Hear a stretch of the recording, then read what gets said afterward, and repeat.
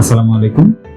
আমি ডক্টর মোহাম্মদ মাহবুবুর রহমান, সহকারী অধ্যাপক, ইন্টারন্যাশনাল মেডিকেল কলেজ শিশু বিভাগ, এবং একই সঙ্গে নিয়মিত রোগী দেখছি হলিলাভ হাসপাতাল, জামগড়া, আশুলিয়া। আমরা জানি আমাদের দেশে হাম একটি মহামারী আকার ধারণ করেছে, বিশেষ করে ছোট বাচ্চাদের মধ্যে একটি খুবই ভয়াবহ আকার ধারণ করেছে।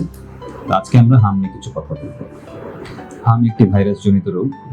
এটি অত্যন্ত সংক্রামক একটি রোগ।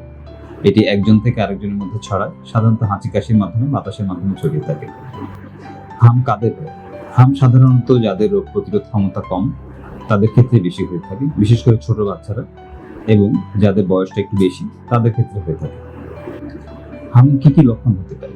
হাম হলে সাধারণত বাচ্চাদের শুরু হয় জ্বরের সাথে দেখবেন কয়েকদিন পরে তার নাক দিয়ে পানি পড়ছে, চোখটা লাল হয়ে যাচ্ছে, কারো কারো ক্ষেত্রে চোখ দিয়ে ময়লা আসতে পারে, এবং সেই সাথে কাশি।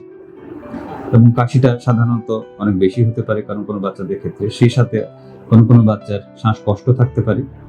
আর জ্বর আসার 4 থেকে 5 দিনের দিন সাধারণত বাচ্চাদের গায়ে এক ধরনের দানা দানা র্যাশ দেখা যায়, যেটা সারা শরীরে ছড়িয়ে পড়ে। প্রথমত মুখে হয়, মাথায়, মুখে, কানের পেছন দিয়ে শুরু হয় এবং আস্তে আস্তে সেটা সারা শরীরে ছড়িয়ে পড়ে, হাতের তালু, পায়ের তালু পর্যন্ত হয়ে থাকে। এছাড়া বাচ্চারা কোনো বাচ্চারা আরো কিছু জটিলতা নিয়ে আসতে পারে, যেমন নিউমোনিয়া তো বললামই। এছাড়া বাচ্চা পাতলা পায়খানা নিয়ে আসতে পারে, ডায়রিয়া নিয়ে আসতে পারে।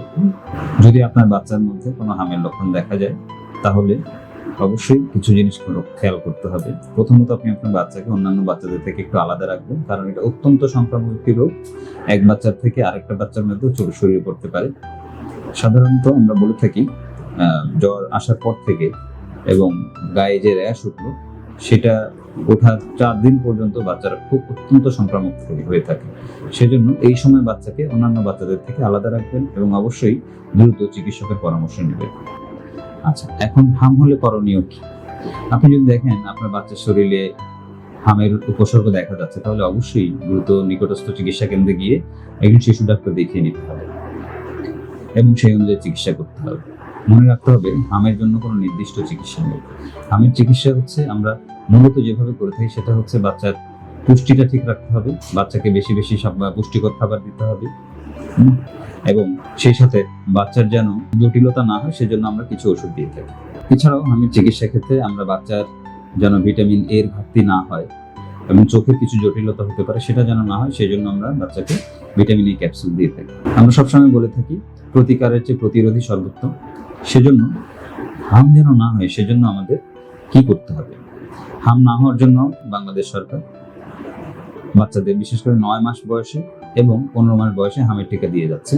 এটা দেয়া হয়ে থাকে ইপিআই ভ্যাকসিনেশনের মাধ্যমে। তবে এখন বর্তমানে দেখা যাচ্ছে 6 মাস থেকে 9 মাসের মধ্যে যে বয়সী বাচ্চাগুলো রয়েছে এদেরও কিন্তু হাম হয়ে যাচ্ছে। সেজন্য বর্তমানে যে ক্যাম্পিং চলছে সেটা 6 মাস থেকে শুরু হয়েছে এবং 6 মাস থেকে 5 বছরের নিচের বাচ্চাদেরকেও আমরা এই হামের টিকাটা দেওয়া যাবে। আচ্ছা, এখন প্রশ্ন হতে পারে যে 6 মাসের আগে আমরা টিকা দিই না কেন, বা দিলে কি হবে? বলা হয়ে থাকে যে বাচ্চারা জন্মের সময় মায়ের কাছ থেকে হামের প্রতিরোধী ব্যবস্থা পেয়ে থাকে। মায়ের কাছ থেকে যে রোগ প্রতিরোধ ক্ষমতা তৈরি হয় মায়ের মাধ্যমে বাচ্চা পেয়ে থাকে। তবে এখন দেখা যাচ্ছে কিছু কিছু বাচ্চাদের 6 মাস থেকে 9 মাসের মধ্যে এই বয়সেও হাম হয়ে যাচ্ছে। সেজন্য এই বর্তমানে বাংলাদেশ সরকার একটি হামের ক্যাম্পেইন করছে, হাম ভ্যাকসিনেশনের ক্যাম্পেইন চলছে, যেটা 6 মাস বয়সী বাচ্চাদের থেকে 5 বছরের নিচের বাচ্চাদেরকে দেওয়া হচ্ছে। আপনার বাচ্চার বয়স যদি এই বয়সের মধ্যে হয়ে থাকে তাহলে অবশ্যই আপনি নিকটস্থ টিকাদান কেন্দ্রে গিয়ে বাচ্চার টিকাটা দিয়ে দিবেন। আশা করছি আপনারা হামের ব্যাপারে একটু সতর্ক হবেন। আর যদি আপনার বাচ্চার মধ্যে হামের কোনো ধরনের লক্ষণ দেখা যায় তাহলে অবশ্যই নিকটস্থ চিকিৎসা কেন্দ্রে গিয়ে বাচ্চাকে দেখিয়ে নেবেন। আপনাদের বাচ্চারা ভালো থাকুক, সবাই সুস্থ থাকুক। ধন্যবাদ।